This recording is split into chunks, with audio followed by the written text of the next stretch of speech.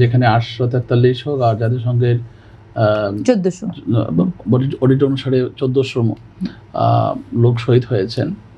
তো এক কথা বলতে আজকে যে আলোচনা যে জিনিসটা উঠে আসছে সেটা হলো ফ্যাসিস্ট এবং তার বিচার, আর এই হত্যাগুলো কোন পর্যায়ে আছে এবং ভুক্তভোগীরা কোথায় থাকবে বা তাদের অবস্থান কোথায়, তারা কি চাচ্ছে। আমি আসলে একটা জিনিস বলবো যে শেখ হাসিনার যে শাসনামলটা কেমন ছিল। ফ্যাসিস্ট তো তাকে আমরা হত্যা দিয়ে কখনো আগে যাচাই বাছাই করিনি। এই জুলাইয়ের আগে আমরা তো ফ্যাসিস্ট বলছিলাম আরো মনে হয় যে 4 বছর আগে থেকে। 18 থেকে ফ্যাসিস্টের ডেফিনেশনটা বুঝতে হবে, যেটা উনি বলছেন আসলে খুব সুন্দরভাবেই বলছেন যে ফ্যাসিস্ট আসলে একটা একতন্ত্র যে করতে চায়, যে তার নিজের শাসনটাকে শ্রেষ্ঠ শাসন বা নিজে যা চায় তাই করতে চায়, মানে তাকে সুপার পাওয়ার দিতে হবে, সুপার পাওয়ার হিসাবে সে যা ইমপ্লিমেন্ট করবে তাই। এবং জনগণের কল্যাণে আসুক কি না আসুক তা কোনো আসা যায় না, জনগণ ভোট দিয়ে নির্বাচিত করলো কি করলো না আসা যায় না। দেশের ভিতরে অপকর্ম হোক, হত্যা গুম খুন হোক, সব কিছু হোক, তাতে কিছু আসা যায় না, তার নির্দেশনা বাস্তবায়ন হলো কি হলো না সেটা হলো বড় জিনিস।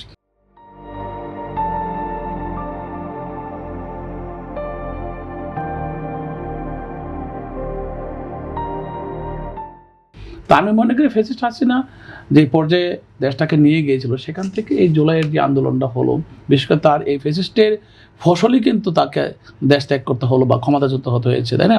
তো সেই ক্ষেত্রে আপনাকে বুঝতে হবে যে এতগুলো তাজা প্রাণ চলে গেছে, এখানে কিন্তু শুধুমাত্র কোনো ব্যক্তি বর্গ বা কারোর উপর কিন্তু কোনো ক্রেডিট এখানে এককভাবে নাই, সবার অংশগ্রহণের মাধ্যমে। ইভেন আমরা নিজেরও সবাই এই অংশগ্রহণে ছিলাম এবং আমাদের নেতাকর্মীরাও ছিল। আমাদের প্রধানমন্ত্রী তারেক রহমান সাহেব সবসময় প্রতিদিন রাতে উনি খবর নিয়েছেন কয়জন অ্যারেস্ট হয়েছে, কোথায় কোন জায়গায় আছে। এক দফা আন্দোলনের আগে কিন্তু উনি প্রতি মুহূর্তে খবর নিয়েছেন আমাদের কাছ থেকে, যারা আমরা গত নির্বাচন অংশগ্রহণ করেছি বা যার এলাকা নিয়ন্ত্রণ করেছি। খালি বারবার এমনও হতো যে প্রতিদিন একটা সিম চেঞ্জ করতে হয়েছে, একটা মোবাইল চেঞ্জ করতে হয়েছে, যাতে করে আমরা অ্যারেস্ট না হই। এইভাবে মনিটরিং করছেন উনি, এটা খুবই হৃদয়স্পর্শী। আপনি বিশ্বাস করবেন না কতগুলো মোবাইল চেঞ্জ করেছি, বুঝছেন?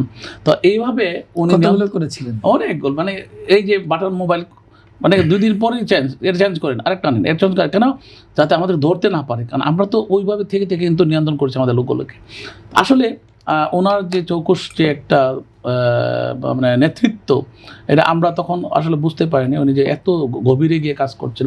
আপনি দেখেন তো এই আন্দোলনে যখন নাকি বিভিন্ন যখন নাকি 18 সনে বৈষম্য ছাত্র আন্দোলনের সূচনা করেছিল, তখন কিন্তু মাননীয় প্রধানমন্ত্রী সরাসরি সাপোর্ট দিয়েছিলেন। ঢাকা ইউনিভার্সিটির যে প্রফেসররা আছেন, আজকে আমার সাথে প্রফেসররা আছেন, এবং ওখানে এই প্রফেসররা কিন্তু এটাকে সমর্থন দিয়েছিল যে বৈষম্য থাকতে পারবে না, কোটা থাকবে না, বা কোটাকে কমায় নিয়ে আসার জন্য আলোচনা হয়েছিল।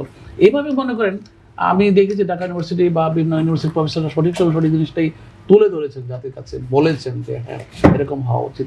তো আমি মনে করি যে আসলে যে তাজা প্রাণগুলো চলে গেছে, এই প্রাণগুলো তো আমরা ফিরে পাবো না। আর এই পরিবারগুলো পাশে দাঁড়ানোর জন্য মাননীয় প্রধানমন্ত্রী দেখেন আপনি, আমরা তো আমাদের নেতাকর্মীরা যেখানে 15 বছর বা 13 বছর থেকে যখন নাকি আমরা হত্যাকুণ্ডের শিকার হয়েছিলাম 2-3টা আন্দোলনের মধ্যে দিয়ে, তখন কিন্তু আমরা বিএনপি পরিবার উনি গঠন করেছিলেন। তারপর কিন্তু আমরা আস্তে আস্তে বাড়ি বাড়ি যেতে শুরু করলাম। এরপরে কিন্তু জুলাই আন্দোলন আসলো, জুলাইয়ের পরে কিন্তু আমরা প্রত্যেকটা পরিবারের সাথে আমরা গোপনে গিয়ে যোগাযোগ করছি, এবং তাদের যে চাওয়া পাওয়া, এক কথা বলতে গেলে আমরা যখন বিরোধী দলের বাইরে ছিলাম, ক্ষমতার বাইরে ছিলাম, তখন আমরা দেখেছি যে ওনাদের যে কত কষ্ট, যে মানুষগুলো মারা গিয়েছে বেশিরভাগ গেল সাধারণ এবং খুব সিম্পল ফ্যামিলির সন্তান তারা।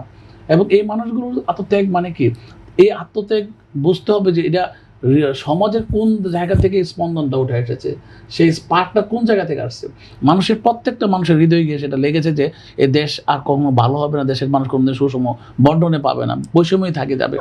এই বিচারের ক্ষেত্রে সবচেয়ে বড় আইনি বা প্রাতিষ্ঠানিক চ্যালেঞ্জগুলো কি কি আছে বলে আপনি মনে করেন? এখানে আপনি একটা জিনিস দেখেন, বিচারের ব্যবস্থা বলতে গেলে এই যে এর আগে আমি একটু কথা বলি, এই যে অন্তর্বর্তী সরকার আমলে সংস্কার করতে করতে যে আলোচনাগুলো হলো, একটা দেশের সংস্কার একটা সরকার এসে যদি সুন্দরভাবে করে দেশ পরিচালনা করে সুন্দরভাবে, তাহলে কিন্তু সরকারকে সবাই শ্রদ্ধা করে। আপনি দেখেন শহীদ প্রেসিডেন্ট জিয়া রহমান, খালেদা জিয়ার আমলে কিন্তু সকল সংস্কার হয়েছে, অনেক সংস্কার হয়েছে, অনেক পরিবর্তন হয়েছে, অনেক অধ্যাদেশ আসে, অনেক আইনও হয়, কিন্তু সংস্কারের অন্তর্ভুক্ত। এখন আপনি মনে করেন এই গত 18টা মাস যখন নাকি গত সরকার ছিল, সংস্কার করলেন ঠিকই কাগজে কলমে, কিন্তু সেটা বাস্তবে রূপ তেমন একটা নেয়নি। আমরা কিন্তু আস্তে আস্তে সেগুলোকে অংশগ্রহণ করছি বা করে নিচ্ছি। প্রশ্নটা রয়ে গেল যে এই 18টা মাসে এই মানুষগুলো মারা গেল, তাদের জন্য আমরা কি করতে পেরেছি। তারপরে মনে করেন প্রচুর শহীদ আছেন যাদের ঠিকানা নাই, এখনো জানা নাই, কারণ তাদেরকে হত্যা করেছে বা তারা হাসপাতালে গিয়েছে যখন, তখন আন্দোলন চলছে, তখন মারা গেছে, তখন দেখা গেছে তার পরিচয় দেয়নি, হাসপাতাল থেকে লাশ দিয়ে গেছে কিন্তু বলে নাই যে এটা মিছিল থেকে গুলি খেয়ে মারা গেছে, কারণ বললে তো তার ছেলে মেয়ে বা মা সবগুলোকে আবার পুলিশ অ্যারেস্ট করবে, মামলা দেবে, এমনিতে তো গাইবে মামলা, তারপর তো আরও মামলা খাবে। আমার জানা মতে আমি 5-6টা হাসপাতালে খবর নিয়েছিলাম, আমার এলাকার লোকজন যারা মারা গিয়েছে বা আহত হয়েছে, যে অনেক হাসপাতাল এদেরকে চিকিৎসা করতে পর্যন্ত রাজি হয়নি, এবং যেগুলো মারা গিয়েছে সেগুলো গোপনে নিয়ে গিয়ে কিন্তু দাফন করতে হয়েছে। এই জন্য একটা বিরাট একটা গ্যাপ রয়ে গেছে এখানে। তারপরে মনে করেন এই পরিবারগুলো পরেও এই 18 মাসে গিয়ে পারলাম না আমরা যে এগুলোকে বের করতে। তারপরে মনে করেন আমরা যারা গুলি খেয়েছে, ও এখন দেখবেন আপনার কমপক্ষে হাজার হাজার আরও আসবে, কেন ভিডিও আছে, ছবিও আছে, হ্যাঁ, যে তারা আন্দোলন ছিল এবং গুলি খেয়েছে, কিন্তু তাদের নাম ঢোকেনি। আমার সবচেয়ে খারাপ লাগলো যখন এনসিপি গেল চট্টগ্রামে এবং ওয়াসিমের কথা শুনলো যে সে দলের ছেলে, তাকে কিন্তু দেখতে যায়নি, তারা ফিরে চলে আসছে, তার পরিবারের দেখা করতে চায়নি। যদি আপনি দলগতভাবে চিন্তা করেন, দলীয় করতে চান সব কিছু, তাহলে তো আন্দোলনে কেন সবাই একসাথে এসেছিল, তাই না? তো এই জন্য আমি বলবো যে আসলে আমাদের অনেক লেগিং, কিন্তু আপনি আইনের বিচারের কথা বলছেন, সঠিকভাবে লিপিবদ্ধ করাটা কাজটা করতে পারলাম না আমরা। 18 মাস চলে গেল, 18 মাসে গত সরকার আমরা পারলাম না কেন যে রন্ধ্রে রন্ধ্রে কারা কোন জায়গা থেকে অংশগ্রহণ করছে তাদের প্রত্যেকের ডিটেলস নিয়ে আমরা একটা সারণিকা প্রকাশ করি, অথবা দেশের জন্য একটা ডকুমেন্টারি রাখি।